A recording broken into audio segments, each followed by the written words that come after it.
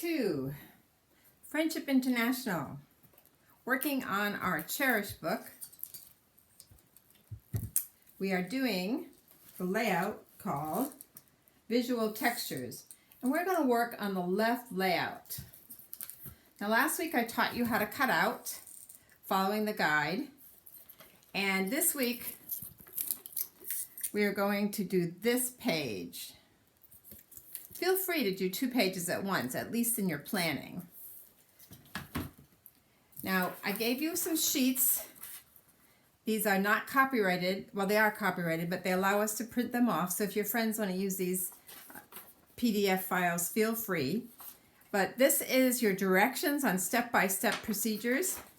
And as I cut them out and mark them, either on the back or with Post-it notes, I check it off as I place it on my layout, so I know where I'm going. But I also can use the back for distressing. I like my papers to have a little bit of color around the edges. It sort of hides imperfections, or it makes it look more imperfect. I'm actually not going to be using that piece. I'm changing the size because of a photo.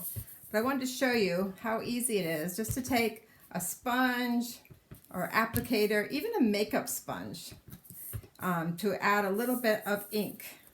This is vintage photo that I'm using, but it helps give a little bit of dimension to your pages. So often I will do that on the back of my scrap papers that I scribble all over.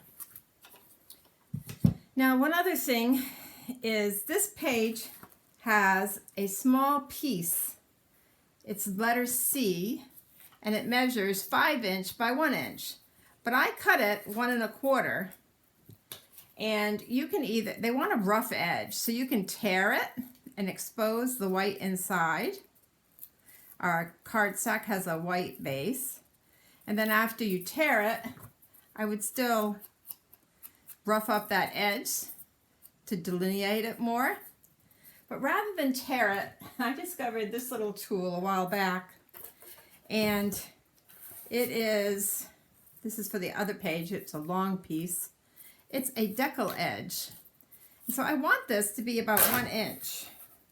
So if I place this on the 1 inch mark and cut it, let's see.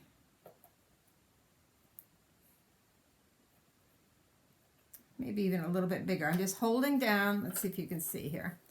I'm holding down the plastic, and I put down, and look, it has a serrated edge. That's just a quick way of making a rough edge, and I really like the looks of it. It's not a big tear, it's just a little bit rough, and that's what I'm going to use for my letter C. Okay, now let's put this page together. You have a photo of how it goes, and if you want, you can just follow the photo. And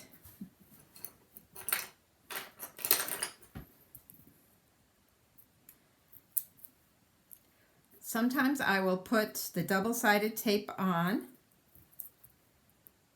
and then take it off as I go, but you can use any kind of tape that you want. This lines up with the corner, and then I can just remove the tape, and that's adhered. So that's my first piece. Now my bottom piece here is 2-layered. It has this, and then it has a layered situation for the photo. It has a 3.5 inch photo, but I know that the photo I want is, even though I printed it on a 5 by 6, it's this way I want. So I want this photo to fit here. So I am just going to cut the photo like I want it, and sometimes my mats will not be the exact prescribed size. Now this one's straight edge, this is not serrated.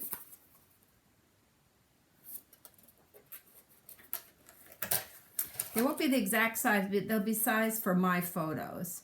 So you sort of cut as you go.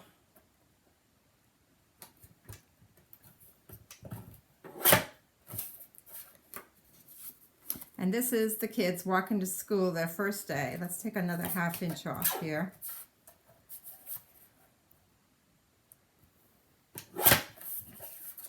So that's how I'm going to have that photo. So my page is going to be, my piece, even though it's number D and it's 3.5 by 3.5, I made mine a little smaller. So you can decide what you like. And because I have this 1-inch piece here, this is 5 by 6. Because I have that 1-inch piece there, I might even put this on. Clean up here a little bit. Centered. So it looks like a double mat.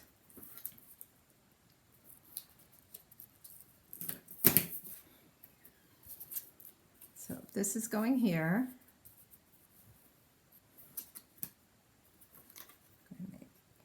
A little like a 1/4 inch showing here.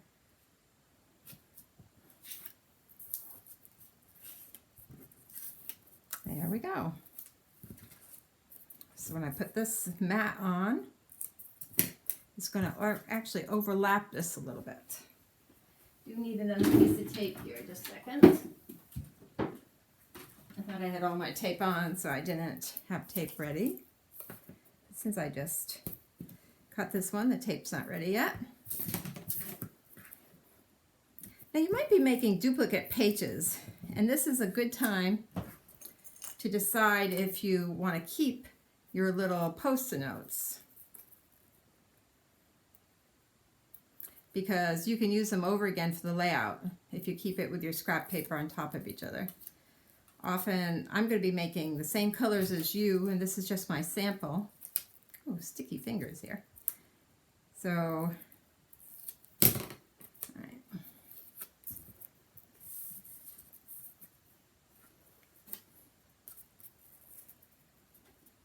I'm not going to put that down yet. I think I'll put the big piece down because the big piece is going to be overlapped. How fast can I make a mess? Who knows? So I'm just going to remove these partially. Sometimes you can take the whole piece off, but if it's a large piece, it's a little safer to remove it partially, and then it won't get stuck if it's not perfectly straight. And again, you may use any kind of adhesive. You don't have to use what I use. So I'm going to line this up with the bottom of my page and the side of my page. Looks like it might be a little longer than my base page. Tear that off. Tear that off. And tear this off. There we go. Now I can adhere this. And I'll have a little bit of overlay. Okay, so those pieces are done.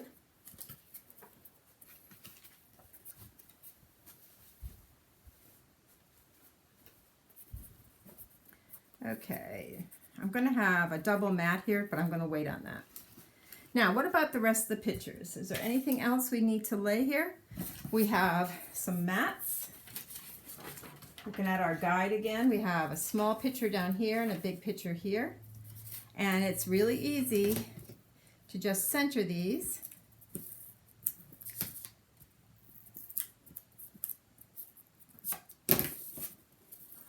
Trying to keep about the same amount of paper on both sides.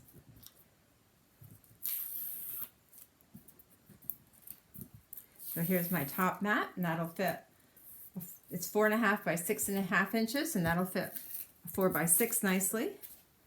And this one is a 4.5 by 4.5, and it'll fit a 4-inch square picture. Now remember, there's 2 layouts. You see 2 at once. They do not have to match. They don't even have to be the same kind of paper, although I like to design 2 at once. But remember that as you're doing it. Now I didn't leave equal space. I'm going to see if this will remove. I guess it won't. See how I made an equal, sort of an equal mat there? That means this one's going to be a little big. So I'm just going to wing it and leave a smaller space and make sure this is lined up straight. Those pictures are going to be a little closer than anticipated. So you can be more exacting than I was in the measuring. Okay, I think I want that picture there. And the picture of the three boys here. And we're going to have a title up here, and I have not designed the titles yet. I do plan on a flip flap. But this picture, I want the whole picture in, and it's not a perfect size.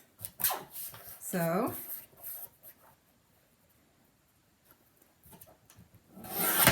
I will just trim the picture to whatever size it is. And what I'm using is the background page as a mat. You don't have to mat everything. Whoop. Now I see a teeny bit of white there, and I either have to ink it or get rid of it. There we go. I still see the white, so I'm going to use my scissors. I don't know if my hand slipped or what, but I don't like white to show in my photos. So this photo is going to go here. Okay. Now we need some tape. I'll just use this kind of tape again. I'm thinking that this piece might need to be longer,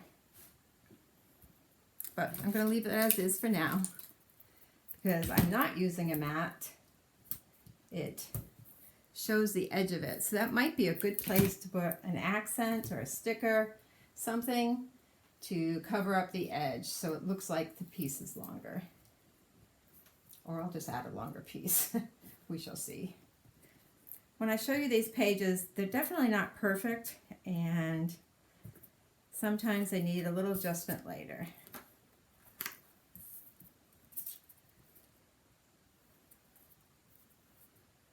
So I'm just going to center it here for now. And I have a feeling I'm going to put an accent there to cover that up. Okay.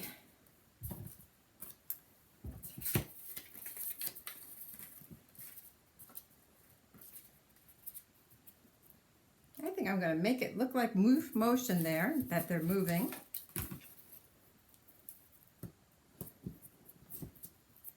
And other than a title and a little bit of journaling, this page is almost done. If I take the time to burnish these papers, or these covers for the adhesive, it actually comes off easier. I'm actually centering this, we're sort of centering it, like so. I'm trying to make motion because they're walking quickly to school. It's hard to believe a year and a half of not being in school, doing everything virtually. It's changed everybody's lives a little this past week or so. Okay, so I am going to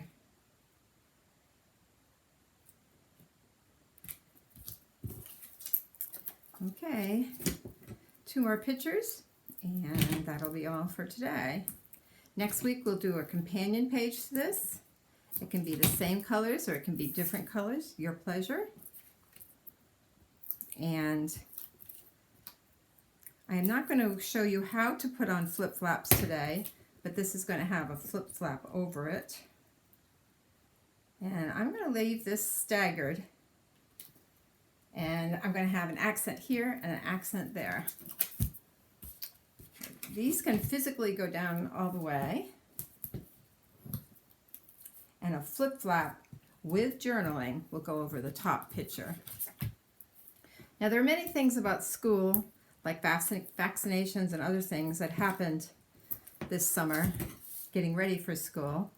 These young boys are too young for the vaccine. But my opposite page for next week will be about the vaccinations my older grandchildren got. And to be honest, I'm praying that everyone will be able to be vaccinated, so it'll be a little bit less fearful of spreading this coronavirus, especially the Delta variation. Okay. And here's the cuties with their special foam face masks, which stay on pretty good. And my title will be here, an accent here, an accent there. And then this one will flip up, and look what happens when it flips up. I use the same material in back, and I'm going to journal on an angle about these 3 boys, 2 of which go to school, getting ready for the first day of school. So have fun cutting these out and making your own first page. It is called Visual Textures. Blues and browns are used in this book. And next week we're going to make tags for journaling that shows, and we're going to be adding accents. And we might be adding tags over here too as accents. So design your own title and design your own accents. And I'll see you next week for the right hand layout. Bye.